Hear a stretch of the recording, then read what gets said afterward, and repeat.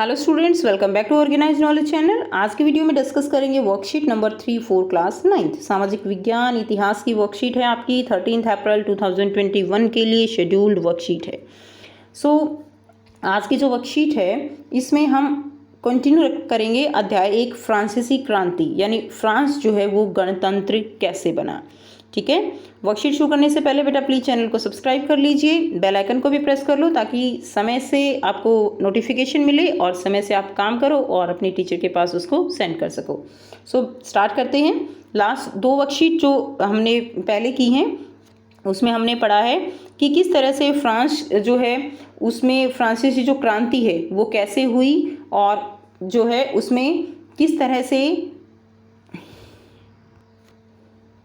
Start करते हैं। फ्रांसीसी क्रांति, फ्रांस गणतंत्र कैसे बना।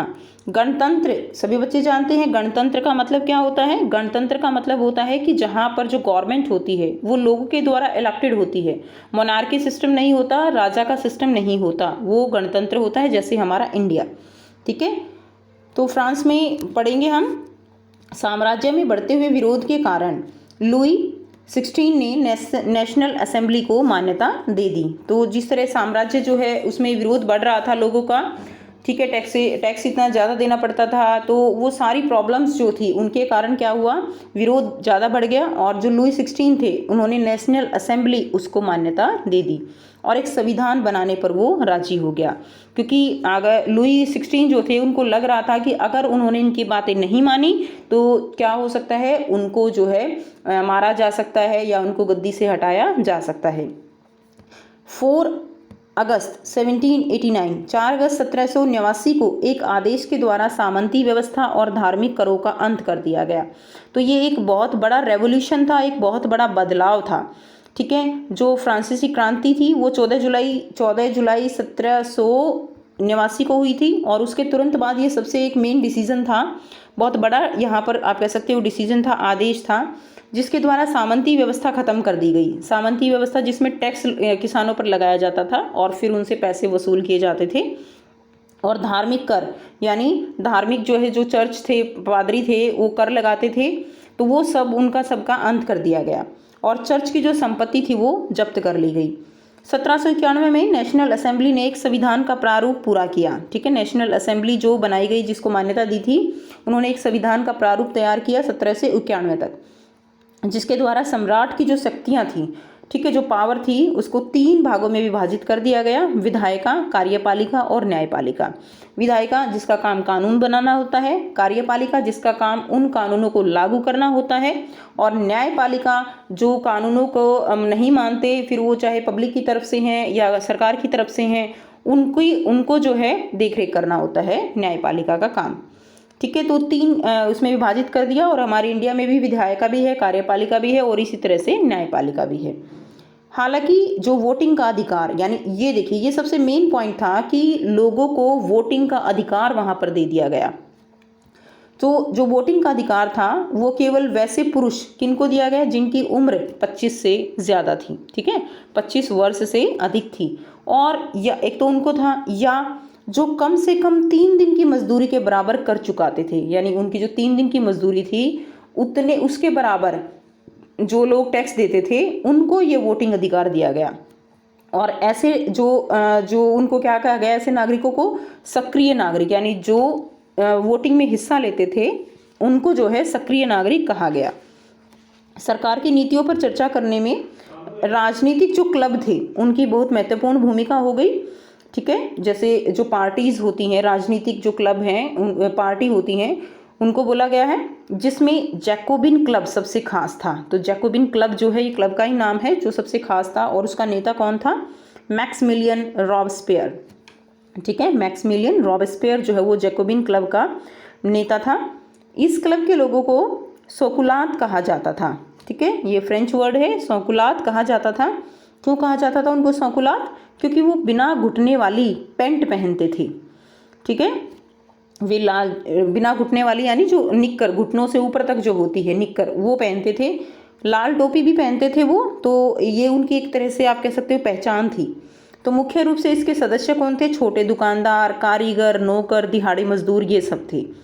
10 अगस्त 1792 को इस क्लब के लोगों ने राजा के खिलाफ विद्रोह कर दिया और महल पर कब्जा करके राजा को कैद कर लिया। कब? 10 अगस्त 1792 को। नए चुनाव करवाए गए जिसमें सभी पुरुषों जिनकी उम्र 21 वर्ष से अधिक थी, यानी पहले तो 25 वर्ष रखी गई थी, बाद में जो है वो जब इस तरह से किया गया कि राजा को कैद कर लिया गया तो ये सारा काम किया गया तो 21 वर्ष कर दी गई। ठीक है, तो उनको जो है मत देने का अधिकार मिल गया। इस नई असेंबली को कन्वेंशन नाम दिया गया। तो नई असेंबली जो बनी उसको क्या नाम दिया गया? इलेक्शन होने के बाद उसको नाम दिया गया कन्वेंशन। 21 सितंबर 1792 को राजतंत्र का अंत कर फ्रांस को गणतंत्र घोषित कर दिया गया। तो 21 सितंबर 1792 को राजतंत्र का अंत हो गया और फ्रांस को गणतंत्र घोषित किया गया। क्वेश्चन आएगा ये भी आपका। और लुई 16 को देशद्रोह के आरोप में, ठीक है, देशद्रोह के आरोप में 21 जनवरी 1793 को मौत की सजा सुना दी गई। तो जो है अंत जो है वो अच्छा नहीं हुआ राजा का, उसको 21 जनवरी 1793 को इस स्टोरी के अंदर क्या कर दी गई? मौत की सजा जो है वो सुना दी गई। अब देखिए प्रश्न दिए गए हैं, बहुत छोटे छोटे प्रश्न हैं ये। ठीक है, कितने प्रश्न हैं? 5 प्रश्न हैं, तो इनको 1 बाय 1 कर लेते हैं। देखिए पहला प्रश्न क्या है? फ्रांस में सामंती प्रथा का अंत कब किया गया? तो फ्रांस में सामंती प्रथा का अंत जो है वो कब किया गया? वो किया गया 4 अगस्त 1789 को। ठीक है, 4 अगस्त 1789 को सामंती प्रथा का अंत कर दिया गया। प्रश्न 2 है, नेशनल असेंबली के द्वारा सम्राट की शक्तियों का बंटवारा कैसे किया गया? तो सम्राट की शक्तियों का बंटवारा 3 भागों में विभाजित कर दिया। कौन से थे वो? विधायिका, कार्यपालिका और न्यायपालिका। नेक्स्ट देखिए प्रश्न 3 है, नेशनल असेंबली के द्वारा जिन लोगों को वोटिंग का अधिकार मिला था वो आज के सार्वभौमिक वयस्क मताधिकार से किस प्रकार भिन्न है? तो आज के जो सार्वभौमिक वयस्क मताधिकार है वो क्या है कि 18 वर्ष से जो भी ऊपर हैं उन सबको वोट करने का अधिकार है। कोई कितनी मजदूरी देता है ऐसा कोई क्राइटेरिया नहीं है, कोई डिस्क्रिमिनेशन नहीं है। ठीक है, तो इस तरह से वो डिफरेंट था। सो यहाँ से आंसर लिख लेंगे, नेशनल असेंबली के द्वारा केवल 25 वर्ष से अधिक आयु वाले उन पुरुषों को वोट का अधिकार दिया गया जो 3 दिन की मजदूरी के बराबर कर चुकाते थे, जबकि सार्वभौमिक वयस्क मताधिकार के तहत सभी लोगों को बिना किसी भेदभाव के एक समान वोट का अधिकार दिया गया है। ठीक है, नेक्स्ट देखिए प्रश्न 4 है, जैकोबिन क्लब का नेता कौन था? इस क्लब के सदस्य कौन से लोग थे? तो जैकोबिन क्लब का नेता कौन था? मैक्सिमिलियन रॉबस्पियर जैकोबिन क्लब का नेता था। और इस क्लब के सदस्य मुख्य रूप से कौन थे? छोटे दुकानदार, कारीगर, नौकर, दिहाड़ी मजदूर आदि थे। ठीक है, तो ये सब जो है जो क्लब था मैक्सिमिलियन रॉबस्पियर जो जिसके नेता थे जैकोबिन क्लब, उसके ये सभी लोग क्या थे? सदस्य थे। नेक्स्ट प्रश्न 5 है, फ्रांस गणतंत्र कब बना? हमने अभी ऊपर पढ़ा था फ्रांस गणतंत्र कब बना? 21 सितंबर 1792 को फ्रांस जो है वो गणतंत्र बन गया। सो ये थी आपकी आज की वर्कशीट एसएसटी की एंड आई होप आपको क्लियर है।